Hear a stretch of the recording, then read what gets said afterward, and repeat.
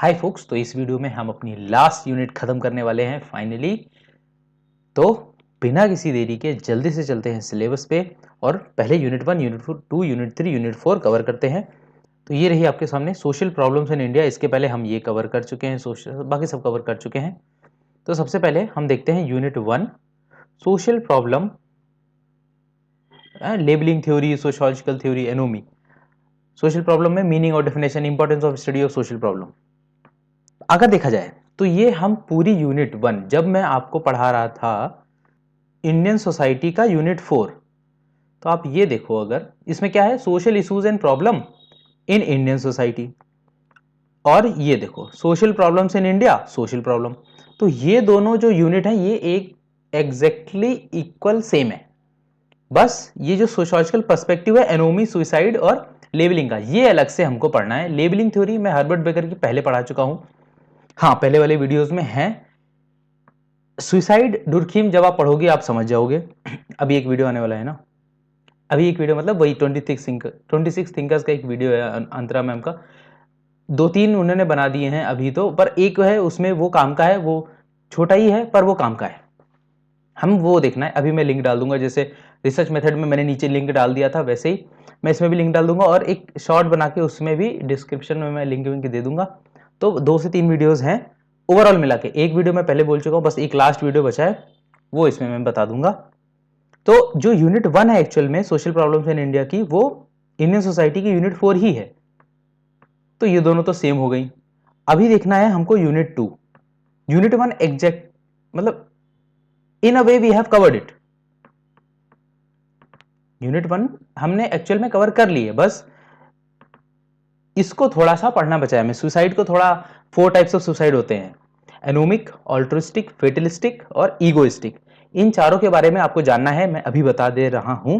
Important है, जान लेना, हर जगह मिल जाएगा, क्रोम पे भी मिल जाएगा, बस सीधे जाना types of suicide by Durkheim. Types से ही आता है, टाइप्स ऑफ सुसाइड से ही आता है। उसके एग्जांपल जैसे मान लो, और one of the important question यही है, इकोनॉमिक बूम हुआ, इकोनॉमिक लॉस हुआ तो किस टाइप का सुसाइड है, सीधे लिख देना एनोमिक, काम खत्म। यही इंपॉर्टेंट है इसमें, पर आप एक बार चारों पे देख लेना, ये आप कर सकते हो अपने खुद से। अब आते हैं यूनिट 2 पे। यूनिट 2 है structural issues, equality of caste, class, gender and ethnicity. अभी एथनिसिटी और कास्ट इतना बड़ा टॉपिक है कि इस पे कम से कम 1 महीना जाएगा, पर इसमें हमको सीवीटी पीजी लेवल का पढ़ना है। सिर्फ हमको स्ट्रक्चरल इश्यूज देखने हैं। ये क्या हमने पहले देखे हैं? हाँ, हम ये पहले देख चुके हैं। अगर आपको याद हो, हम जब पढ़ रहे थे सोशल स्ट्रैटिफिकेशन, तो देखो जब हम स्ट्रैटिफिकेशन पढ़ रहे थे तो हमने एक चैप्टर, एक पीपीटी पढ़ी थी इनइक्वालिटीज को लेके। तो अगर आप ये वीडियो देखोगे जाके, जो कि चैनल पे अपलोडेड है पहले से ही, तो वो बेसिकली सारी टाइप ऑफ इनइक्वालिटी को एक साथ ही कवर कर लेता है। तो इसको दोबारा पढ़ने की जरूरत सच में नहीं है, पेपर फंस जाएगा, कुछ बाहर से नहीं आने वाला। तो अगर आपने ये चैप्टर अच्छे से पढ़ा है यूनिट 4 का, तो यूनिट 2 भी कवर है। और यूनिट 1 और या इंडियन सोसाइटी की यूनिट 4, ये तो आपको सेम दिख ही रही है, तो साफ साफ दिख ही रही है कि हाँ दोनों सेम है। तो इसके लिए कुछ अलग से पढ़ने की जरूरत नहीं है।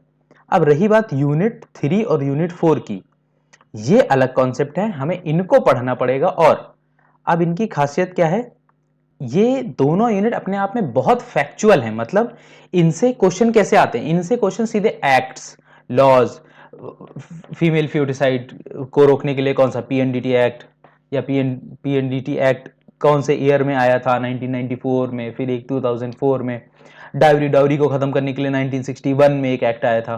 तो डोमेस्टिक वायलेंस लाइक 2013 में कंपनीज एक्ट में, कंपनीज एक्ट जब 2013 का पास हुआ था तो उसमें भी एक था कि prevention of sexual assault in work space regarding women. तो सीधे सीधे एक्ट आते हैं, सीधे सीधे एक्ट आते हैं। तो इसका मैंने शॉर्ट नोट्स बना रखे हैं, हम सीधे उसी शॉर्ट नोट्स पे चलते हैं। वो जो शॉर्ट नोट्स हैं वो थोड़ा अरेंज नहीं है, क्योंकि जैसे आपका पेपर है वैसे मेरा भी फील्ड वर्क स्टार्ट हो चुका है, मैं 2 वीडियो में बता चुका हूं, तो उसमें समय की थोड़ी कमी है। लेकिन फिर भी हम अपने आखिरी यूनिट में हैं, उसके लिए खुश हो जाए हम। तो इन दोनों यूनिट से केवल फैक्चुअल चीजें हमें उठानी है। गारंटी दे रहा हूं, उससे अच्छा कुछ आएगा ही नहीं, उससे बाहर कुछ ज्यादा आता नहीं है, इतने में ही हो जाएगा। हमें बेसिक चीज़ों पे फोकस रखना है, एमसीक्यू के प्रैक्टिस करनी है, मॉक नहीं लगाने, मॉक के चक्कर में मत पड़ना, प्रैक्टिस करना है, जितने ज़्यादा सवाल लगा पाओ लगा लेना।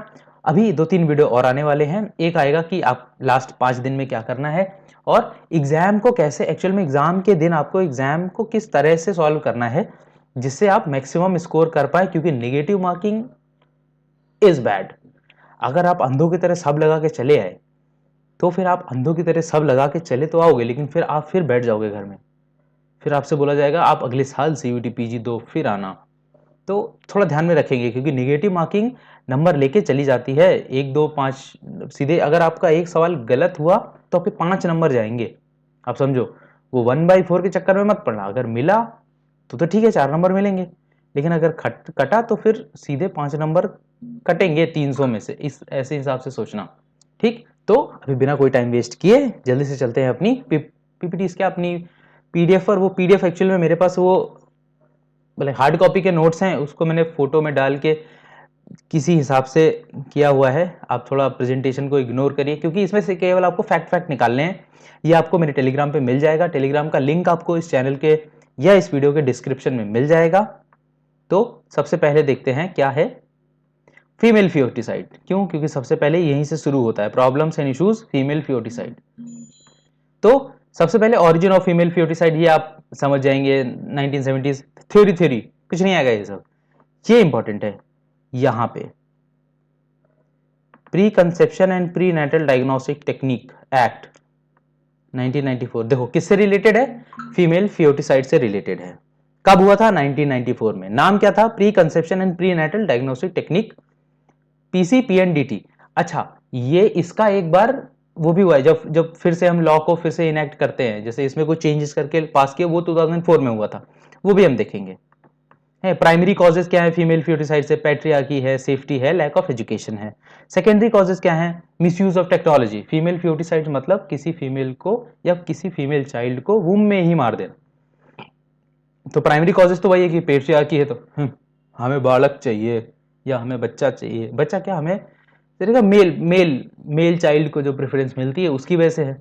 सेफ्टी इश्यूज की वजह से भी है, लैक ऑफ एजुकेशन।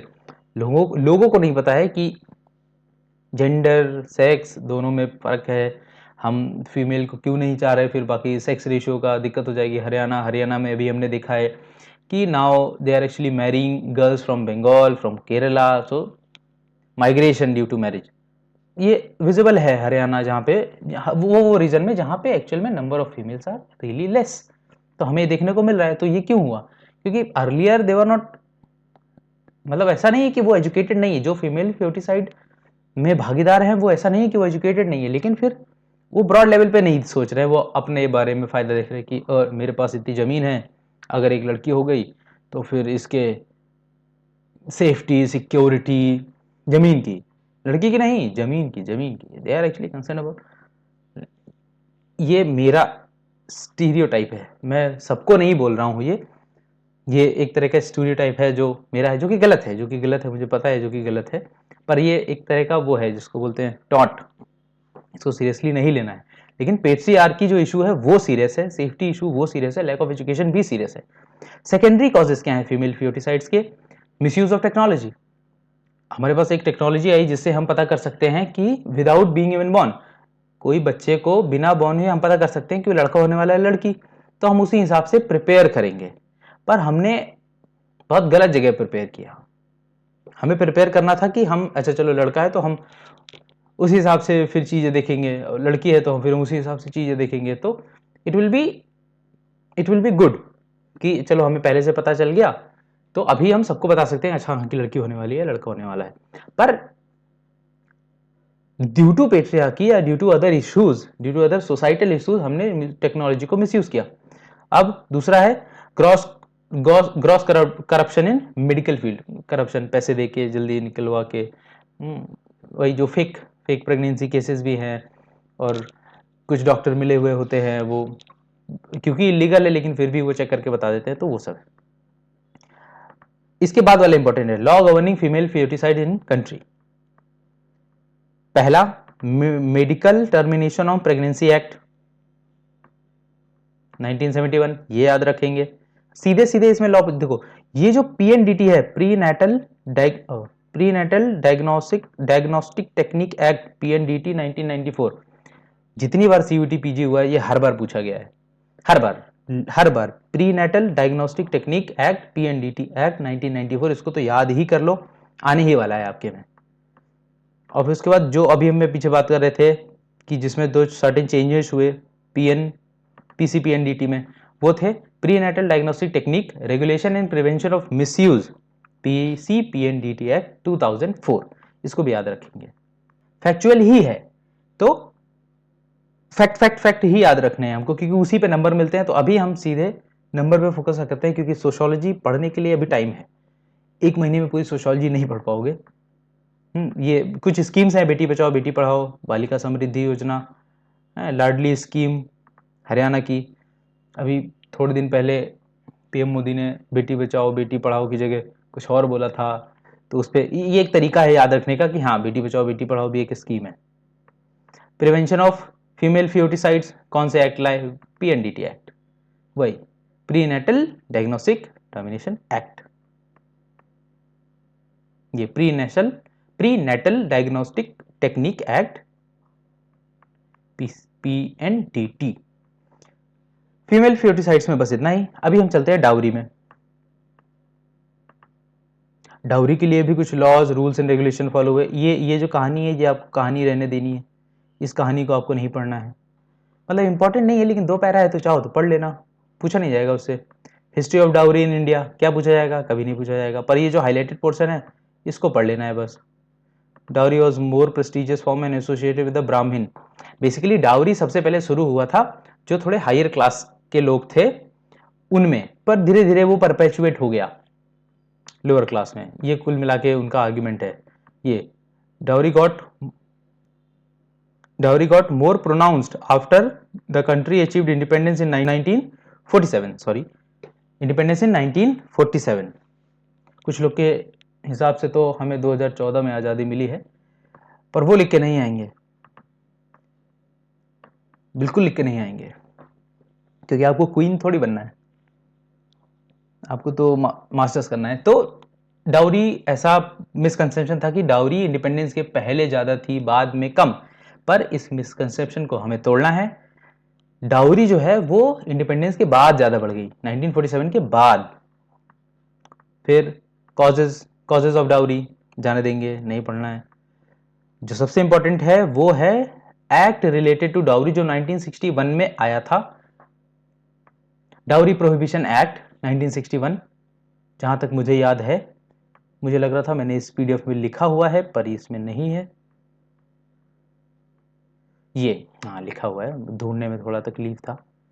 ये laws in India, dowry prohibition act 1961। अच्छा, अगर आपको बहुत हल्का हल्का दिख रहा है कोई बात नहीं, टेलीग्राम पे जो पीडीएफ है उसमें थोड़ा अप डार्कर कर लेना, तो उसमें आपको ठीक से दिख जाएगा। आपको बेसिकली जो येलो हाईलाइटेड पोर्शन है उस पर ही ज्यादा फोकस करना है।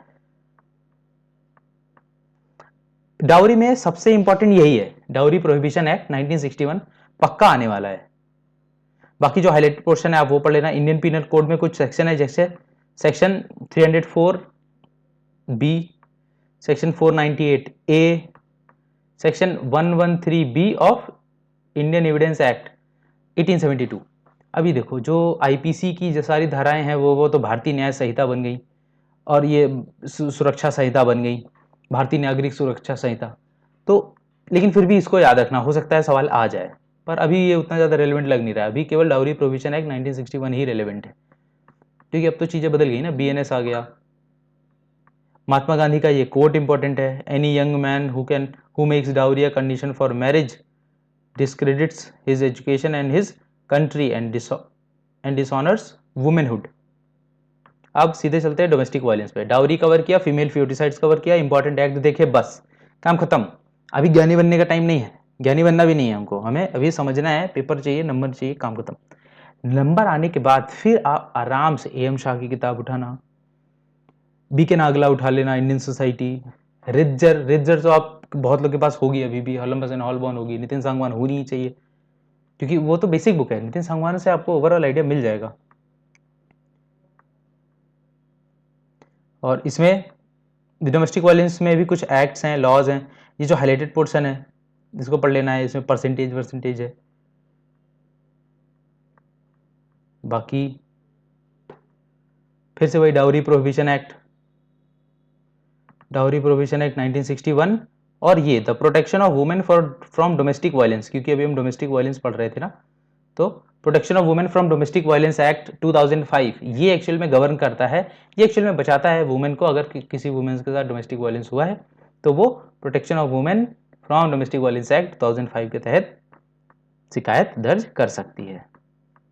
अब डाइवोर्स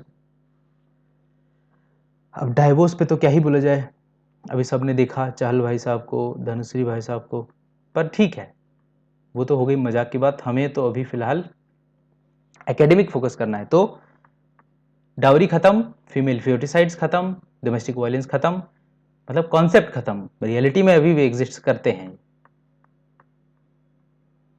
डाइवोर्स को लेके कोई एक्ट है, इंपॉर्टेंट नहीं है, ये याद कर लेंगे। 6 स्टेशंस ऑफ डाइवोर्स, मतलब economic divorce, emotional divorce, legal divorce, community divorce, psychic divorce. इसके बाद आती है प्रॉब्लम्स ऑफ एज्ड। इसमें खूब सारे लॉ हैं जो एक्चुअल लॉज हैं, स्कीम्स हैं जो बूढ़े लोग के लिए हेल्प करती हैं। पहला है integrated programme for older person. इनके एकदम डिटेल्ड में नहीं जाना है, सिर्फ और सिर्फ हमें वो स्कीम्स पढ़ लेनी है जो एक्चुअल में काम आती हैं। जैसे आरवीए राष्ट्रीय Vayoshri Yojana, Indira Gandhi national old pension scheme, ये तो बहुत पॉपुलर है। वर्षिता पेंशन बीमा योजना, प्रधानमंत्री व्यय वंदना योजना, वीएस स्कीम। अब international day of older person कब मनाया जाता है? फर्स्ट,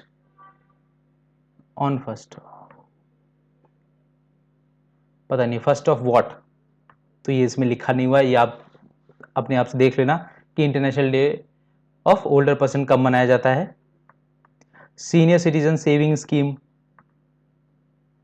और national programme for health care of elderly, ये सारी स्कीम्स हैं जो एक्चुअल में प्रॉब्लम ऑफ एज को मदद करती हैं।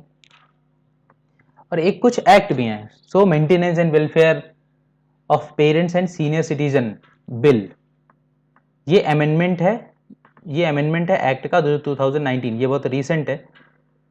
और ये हुआ है जो पूरा एक्ट है वो आया है 2007 में, maintenance and welfare of parent and senior citizen act. तो ये खूब सारे एक्ट्स हैं, खूब सारे फैक्ट्स हैं जो एक्चुअल में यूनिट 3 को हमको कवर करते हैं। सीधे सीधे हमें एक्चुअल में इसमें फैक्ट पे ही ध्यान देना है, क्योंकि सीधे सीधे इससे लॉज फैक्ट कौन सी ईयर में आया यही पूछा जाता है। अब अगर हम चले यूनिट 4 पे, यूनिट 4 पे भी सेम काम है। यूनिट 4 पे भी आपको कुछ थिंकर्स हैं जो कि बिल्कुल इंपॉर्टेंट नहीं है, ये आपसे कभी नहीं पूछेगा। जैसे क्राइम है, तो क्राइम से आपको थिंकर्स बहुत कम पूछता है। इसमें भी आपसे सीधे सीधे लॉज एक्ट यही सब पूछेगा, वो मैंने मोर और लेस में कवर कर दिए हैं। जैसे करप्शन है, तो करप्शन में types of corruption, grass eating, meat eating, black corruption, crony capitalism, white corruption, grey corruption, कितने टाइप्स हैं ये आप पढ़ सकते हो। उसके एग्जाम्पल भी साफ साफ दिए हुए हैं, कोई दिक्कत की बात नहीं है। Legal framework to tackle corruption, देखो जितने भी लीगल फ्रेमवर्क हैं, आरटीआई है, लोकायुक्त है, लोकपाल है, विसल ब्लोअर एक्ट है, सेक्शन जितने भी हैं आईपीसी के, सीआरपीसी के, रिप्रेजेंटेशन ऑफ पीपल एक्ट 1951 में, prevention of corruption act 1988, year याद रखेंगे और वो एक्ट का नाम क्या है वो याद रखेंगे, सारे इसमें कवर कर दिए हैं। अगर आपको ठीक से नहीं दिख रहा हो आप थोड़ा ब्लैक व्हाइट करके इसको देख लेना, एक बार स्कैन कर लेना, कोई दिक्कत नहीं होगी। क्योंकि ये थोड़ा जल्दबाजी में बनाया तो मैं इसकी प्रॉपर पीपीटी या फिर वो नहीं बना पाया मैंने, क्योंकि मेरे पास हार्ड कॉपी रखी थी, ये मैंने अपने टाइम पे बनाए थे। अपने टाइम पे मतलब अभी पिछले साल यार, ऐसा नहीं कि बहुत पुराने हैं। फिर कम्युनलिज्म में जमीन आसमान का फर्क है, तो एक साथ नहीं समझेंगे। ड्रग एडिक्शन, दोनों के एक्ट वैक्ट याद रखें। ड्रग एडिक्शन पंजाब को तो आप जानते ही हैं, क्योंकि फैक्ट ही आ रहे हैं तो हम इसमें फैक्ट ही याद करेंगे। Higher percentage of children who are addicted to alcohol are in Punjab, followed by West Bengal and Uttar Pradesh. तो ड्रग एडिक्शन के केस में हमें हायरार्की याद रखनी है स्टेट की। सबसे पहले पंजाब, फिर वेस्ट बंगाल, फिर उत्तर प्रदेश। ये आए हैं, ये आते हैं। और ये भी याद रखेंगे ये जो मेन स्टेट्स हैं जहाँ पे ड्रग एडिक्शन के ओवरऑल केसेस ज़्यादा हैं, और तुम अगर देखोगे तो more or less north east के एरियाज़ हैं। दिल्ली है क्योंकि हब है, Punjab, Haryana, Delhi, Assam, Manipur, Mizoram, Sikkim and Uttar Pradesh. If you see there is a belt, एक बेल्ट है एडिक्शन की। मेजर रीजन पता ही है, पीयर प्रेशर में सुइसाइड, ये भी इंपॉर्टेंट। इसमें भी याद रखेंगे हायर नंबर ऑफ सुइसाइड कौन से स्टेट्स में हो रही है और सबसे लोअर नंबर ऑफ सुइसाइड कौन से स्टेट में हो रही है। तो सबसे पहले कौन है? महाराष्ट्र, तमिलनाडु, फिर वेस्ट बंगाल, फिर कर्नाटक। याद रखेंगे, बहुत इंपॉर्टेंट है, ये सीक्वेंस पूछा जाता है। सबसे ज्यादा से महाराष्ट्र, फिर तमिलनाडु, फिर वेस्ट बंगाल, फिर कर्नाटक। क्वेश्चन है नेपोटिज्म पे। नेपोटिज्म पे कोई एक्ट वैक्ट है नहीं तो इसको ऐसे रहने देंगे। प्रोस्टिट्यूशन आर्टिकल 21 है, no person shall be deprived of his life और पर्सनल लिबर्टी, एक ये है। तो आर्टिकल 21 इससे रिलेटेड है, प्रोस्टिट्यूशन से। और क्योंकि उनकी पर्सनल आइडेंटिटी है, पर्सनल लिबर्टी है, वो कुछ करे चार कमरे में, मतलब चार दीवारी में। तो अभी तो लॉ ने भी ये मान लिया है कि एक्चुअल में prostitution is legal with in certain boundaries. You can not show the public affection in public, you cannot show the affection in public, but it's your discretion if you want to do in a closed doors. इसको क्या कौन सा law govern करता था? Immoral traffic prevention act 1986। फिर उसके बाद ads भी एक कॉन्सेप्ट है। तो एड्स का फुल फॉर्म याद कर लेना, क्या क्या लॉज हैं इससे रिलेटेड वो याद कर लेंगे बस। और इतने में ही हमारा काम हो जाएगा। मोर और लेस हमने चीज़ें कवर कर ली हैं यूनिट 3 यूनिट 4 में। अब एक बार इन्हीं पीडीएफ को ध्यान से पढ़ेंगे और इसके बाद एक आखिरी वीडियो सब्जेक्ट मैटर से रिलेटेड आने वाली है, जिसमें हम एक्चुअल में देखेंगे कि वो 3 या 1-2 कुछ अदर इंपॉर्टेंट वीडियोस जो हैं, जो इसके अलावा हमको करने हैं, ताकि हम होलिस्टिकली, एक बार ऐसे होता नहीं कि चलो एक चैप्टर कवर कर लिया है, सारे चैप्टर लगभग कवर हो गए, अब एक बार लॉक कर दें पूरा, मतलब कि कुछ 2-3 वीडियोस और देख के। तो वो मैं उसका लिंक मैं आपको अगले वीडियोस में या पीडीएफ में या उसके नोट्स में तुरंत दे दूंगा। जाना, उस पर क्लिक करना, आराम से देख लेना। पूरी होलिस्टिकली प्रिपरेशन हो चुकी है। इससे बाहर से अगर आया तो फिर वो किसी को नहीं आएगा, और इसके अंदर से आया तो आप गलत नहीं करोगे अगर आपने पढ़ा होगा अच्छे से, नोट्स एमसीक्यू रिवाइज किए होंगे, प्रैक्टिस किया होगा क्वेश्चन लगा के, ना कि मॉक। मैं मॉक के अभी मैं खिलाफ ही हूं, समझ लो। मॉक से देखो कुछ मिलने में नहीं वाला है। अभी तुम्हें प्रैक्टिस क्वेश्चन लगाने हैं, तुम जितने ज्यादा क्वेश्चन लगा पाओ उतने ज्यादा लगाओ। इसलिए नहीं ताकि 75 या 90 मिनट्स में कवर करने हैं, 90 मिनट्स में 75 क्वेश्चन लगाने, नहीं, समझो उसको, बैठ के समझ के लगाओ तो काम आएगा वो। जैसे 1000 एमसीक्यू सीरीज है, और भी जैसे यूनिट वाइज मेरे टेलीग्राम चैनल पे मॉक्स पड़े हुए हैं। मॉक्स नहीं है वो, एक तरह से प्रैक्टिस क्वेश्चन है यूनिट वाइज, वो लगा लो। और भी बहुत सारे चैनल हैं जिसमें आप देखो क्वेश्चन जहां से मिले वहां से लगाओ। क्वेश्चन की दिक्कत ही नहीं, जहां से कॉन्सेप्ट समझ आ रहा है वहां से समझो। अल्टीमेटली तो सब कुछ फ्री ही है ना, सारी एजुकेशन तो फ्री है। यूट्यूब पे तो मोर और लेस चीजें फ्री है, फ्री में काम हो जाएगा, तो फिर क्यों देने हैं पैसे?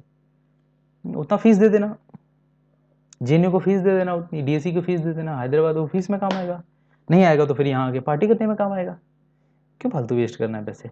तो अब मिलते हैं आपसे नेक्स्ट वीडियो में, वो मे बी लास्ट वीडियो होने वाली है।